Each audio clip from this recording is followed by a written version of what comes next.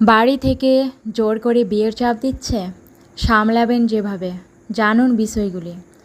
নিজের জীবন নিয়ে পরিকল্পনা থাকে সবার, তাই তো সবার লাইফ একই নিয়মে চলে না। বিয়ে করার ইচ্ছে থাকতে পারে, আবার নাও থাকতে পারে। কেউ চায় আগে ভাগেই বিয়ে করে নিতে, আবার কেউ চায় আরেকটু সময় নিয়ে বিয়ে করতে। অনেকেই নিজের মতো করে লক্ষ্যে এগিয়ে যেতে চায়।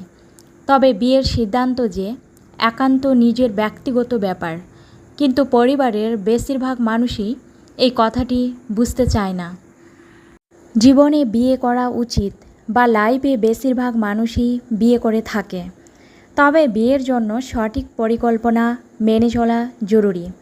কিন্তু অনেক এমন পরিবার আছে যে বিয়ের বিষয়ে তেমন মাথা ব্যথা নেই, কারণ ভালো সম্বন্ধ এলেই বিয়ে করে নাও।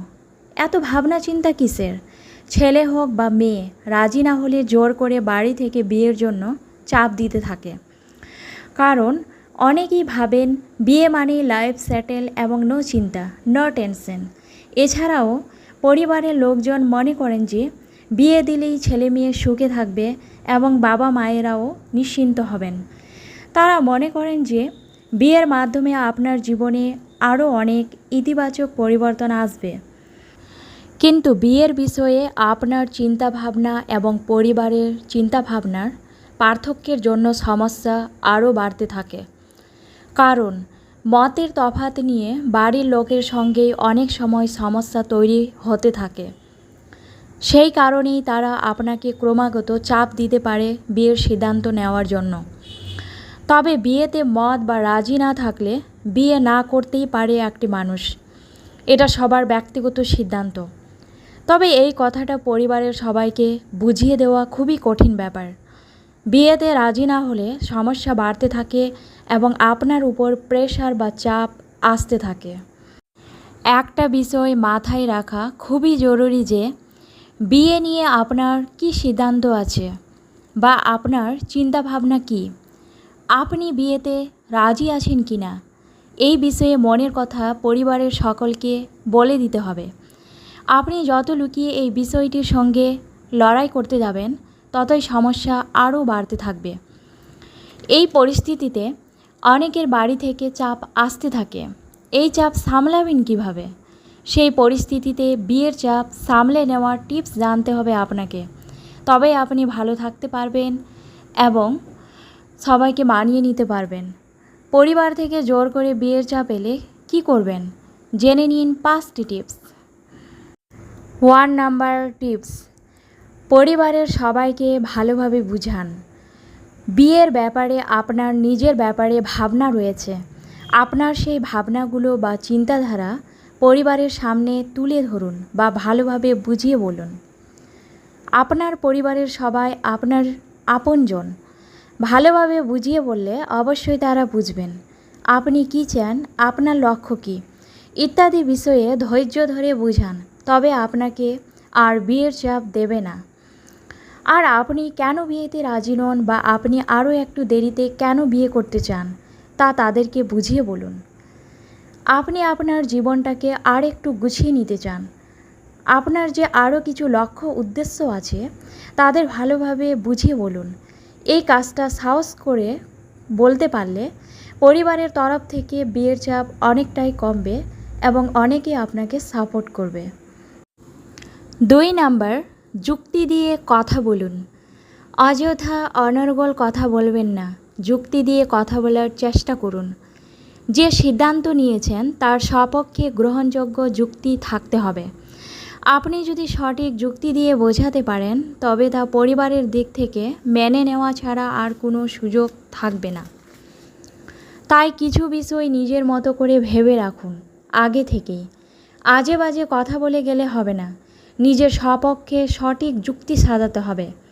মনে রাখবেন, মানুষ যুক্তির কদর করে, তাই যুক্তির মতো কথা বললে পরিবার থেকে বিয়ের চাপ কমতে থাকবে। 3 নাম্বার, অতিরিক্ত কথা বলবেন না। বিয়েতে মন না থাকলে অনেকে আবার অতিরিক্ত কথা বলে থাকেন।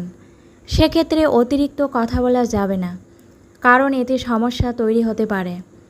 আপনি বেশি কথা বললে ভুল বুঝতে পারে, কারণ আপনি অতিরিক্ত বকলে অন্যরাও কথা বলার সুযোগ পাবে।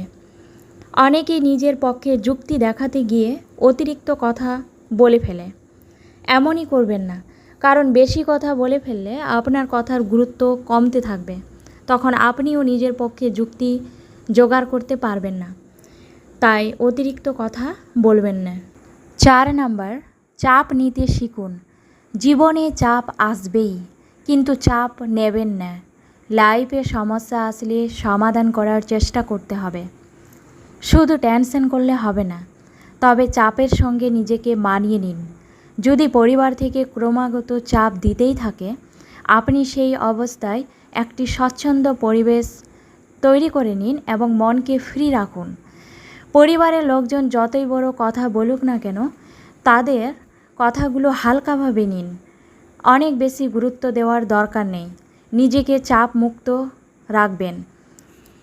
পরিবারের সঙ্গে নয়, পরিস্থিতির সঙ্গে আপনাকে লড়াই করতে হবে এবং লড়াই করতে শিখতে হবে। তারপরে আপনি সমস্যার সমাধান করতে পারবেন। 5 নাম্বার, অহেতুক ঝামেলা তৈরি করবেন না। আপনি অহেতুক ঝামেলা তৈরি করতে যাবেন না, কারণ অনেক সময় পরিস্থিতি সামাল না দিতে পেরে অনেকেই পরিবারের সঙ্গে ঝগড়া বাঁধিয়ে ফেলে। ঝগড়া করলে আরও জটিলতা বাড়তে থাকবে। এতে ভুল বোঝাবুঝিও হতে পারে। ফ্যামিলি ভাববে যে আপনি কিছু লুকিয়ে রাখার চেষ্টা করছেন, তাই ঝামেলা শুরু করেছেন। মনে রাখবেন, ঝগড়া কোনো সমস্যার সমাধান আনে না, এটি আরও অনেক সমস্যার সৃষ্টি করে থাকে। তাই অহেতুক ঝগড়া করবেন না। যতটা সম্ভব শান্ত থাকার চেষ্টা করুন এবং চুপ থাকুন। বিয়েতে আপনার একান্ত মন বা মত না থাকলে এই 5টি টিপস কাজে লাগান এবং সাহস করে সমস্যা সমাধান করার চেষ্টা করুন। তবে তেমন কিছু ভুল ডিসিশন নেবেন না, কারণ পরিস্থিতি সবসময় এক থাকে না। আপনি রাজি না থাকলে জোর করে কেউ বিয়ে দিতে পারবে না এবং আপনার মন না থাকলে আপনার বিয়ে করার দরকার নেই। বিয়ে তো আপনি করবেন, আপনার পরিবারের লোকজন নয়। তাই বুঝে শুনে নিজের মনকে ভেবে বিয়ের ডিসিশন নিন। ভালো মন্দ ভেবেই বিয়ে করুন।